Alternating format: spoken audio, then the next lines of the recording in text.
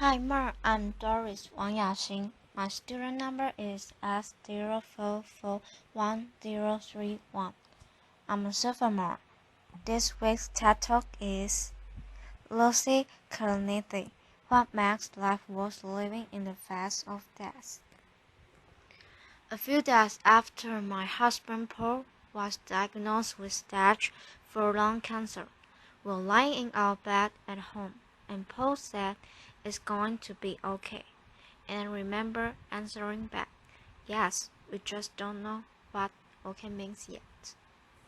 Paul and I had met as first-year medical students at Yale. He was smart and kind and super funny. He used to keep a gorilla suit in the trunk of his car, and he said, "It's for emergency only." Laughter. I fell in love with Paul as I watched the care he took his patients. He stayed late talking with them, seeking to understand the experience of illness and not just its technicalities. He later told me he fell in love with me when he saw me cry over an EKG of a heart that had ceased beating. We didn't know it yet, but even in the happy days of young love, we were learning how to approach suffering together. We got married and became doctors. I was working as an internist, and Paul was finishing his training as a neurosurgeon when he started to lose weight. He developed excruciating back pain and a cough that wouldn't go away. And when he was admitted to the hospital, a CT scan revealed tumors in Paul's lungs and his bones. We had both cared for patients with devastating diagnoses. Now it was our turn. We lived with Paul's illness for 22 months. He wrote a memoir about facing mortality. I gave birth to our daughter Katie, and we loved her and each other. We learned directly how to struggle through really tough medical decisions. The day we took Paul into the hospital for the last time was the most difficult day of my life. When he turned to me at the end and said, "I'm ready," I knew that wasn't just a brave decision. It was the right one. Paul didn't want a ventilator and CPR. In the moment, the most important thing to Paul was to hold our baby daughter. 9 hours later, Paul died. I've always thought of myself as a caregiver. Most physicians do. And taking care of Paul deepened what that meant. Watching him reshape his identity during his illness, learning to witness and accept his pain, talking together through his choices. Those experiences taught me that resilience does not mean bouncing back to where you were before, or pretending that the hard stuff isn't hard. It is so hard. It's painful, messy stuff, but it's the stuff. And I learned that when we approach it together, we get to decide what success looks like. One of the first things Paul said to me after his diagnosis was, "I want you to get remarried." And I was like, wow, I guess we got to say anything out loud. Laughter.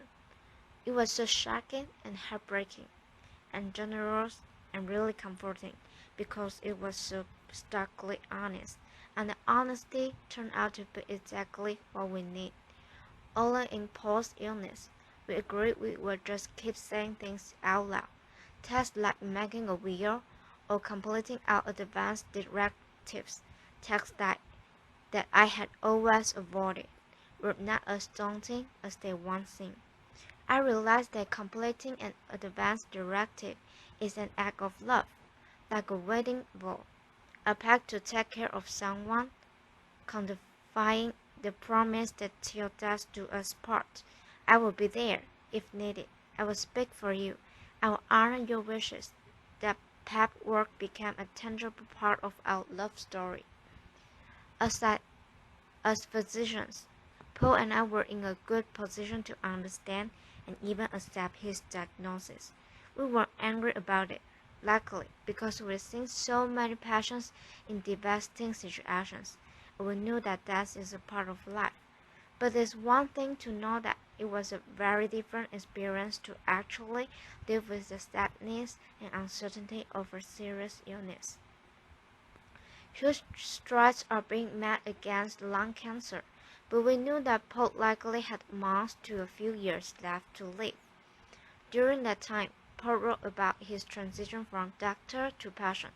He talked about feeling like he was suddenly at the crossroads and how you would have thought he'd be able to see the path that because he treated so many patients, maybe he could follow in their footsteps. But he was totally disoriented. Rather than the past, Paul wrote, I saw instead only a harsh, vacant, gleaming white desert, as if a sandstone had erased all familiar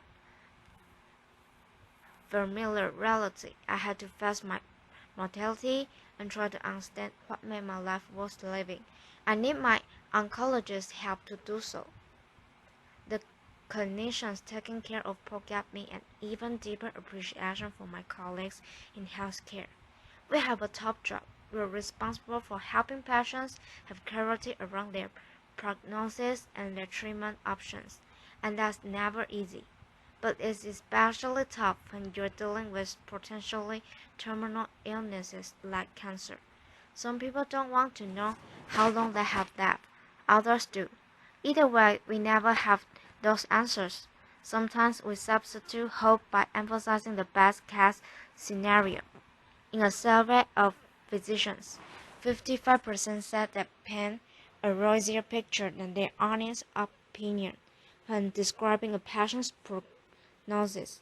It's an instinct born out of kindness, but researchers have found that when people better understand the possible outcomes of an illness, they have less anxiety, greater ability to plan, and less trauma for their families. Families can struggle with those conversations, but for us, we also found that information immensely helpful with big decisions.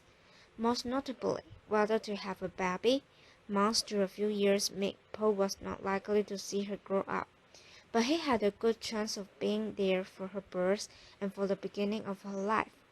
I remember asking Paul if he thought having to say goodbye to a child would make dying even more painful, and his answer astounded me.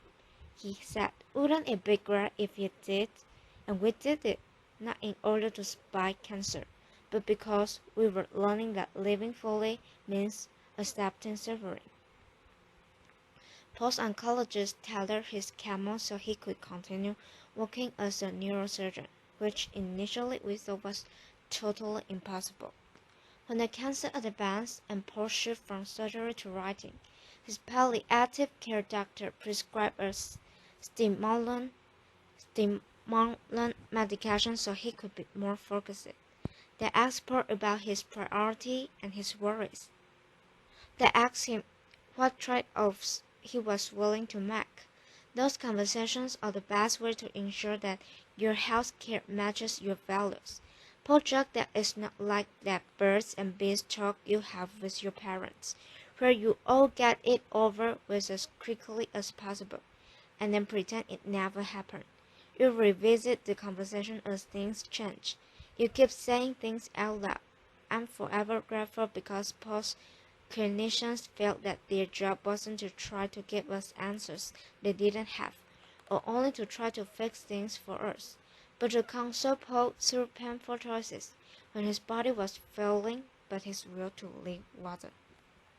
Later, after Paul died, I received a dozen bouquets of flowers, but I sent just one, to Paul's oncologist, because she supported his goals and she helped him weigh his choices. She knew that living means more than just staying alive. A few weeks ago, a patient came into my clinic, a woman dealing with a serious chronic disease, and while we were talking about her life and her health care, she said, I love my palliative care team. They told me that it's okay to say no, don't feel that. Yet I thought of course it is, but many patients don't feel that. Compassion and Choices did a study where they asked people about their health care preference, and a lot of people start their answers with the words, well, if I had a choice. if I had a choice, and when I read that if, I understand better why 1 in 4 people receive excessive or unwanted medical treatment, or watches a family member receive excessive or unwanted medical treatment. It's not because doctors don't get it. We do. We understand the real psychological consequence on patients and their families. The thing is, we deal with them too. Half of critical care nurses and a quarter of ICU doctors have considered quitting their jobs because of distress over feeling that for some of their patients, they provide care that didn't fit with their person's values. But doctors can't make sure your wishes are respected until they know what they are.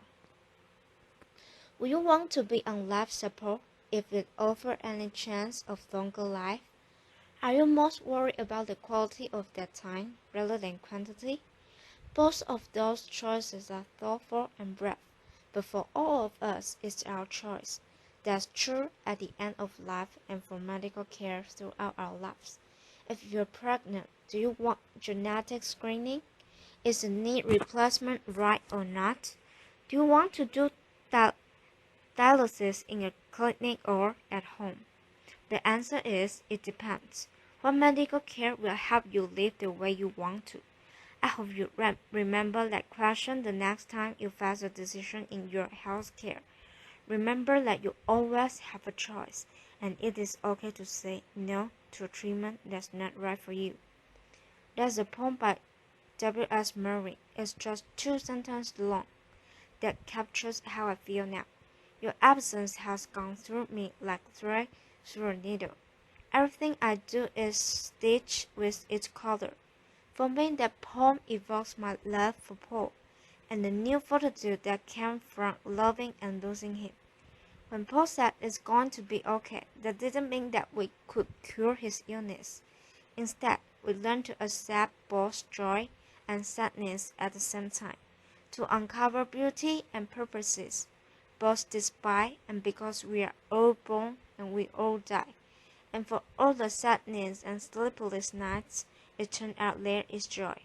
I leave flowers on Paul's grave and watch our 2-year-old run around on the grass. I build bonfire on the beach and watch the sunset with our friends. Exercise and mindfulness meditation help a lot, and someday I hope I do get remarried. Most importantly, I get to watch our daughter grow. I've thought a lot about what I'm going to say to her when she's older. Katie engaged in the full range of experience, living and dying, love and loss. It's what we get to do. Being human doesn't happen despite suffering. It happens within it. When we approach suffering together, when we choose not to hide from it, our life doesn't diminish, that expands. I've learned that cancer isn't always a battle, or if it is, maybe it's a fight for something different than we thought. Our job isn't to fight fights, but to help each other through.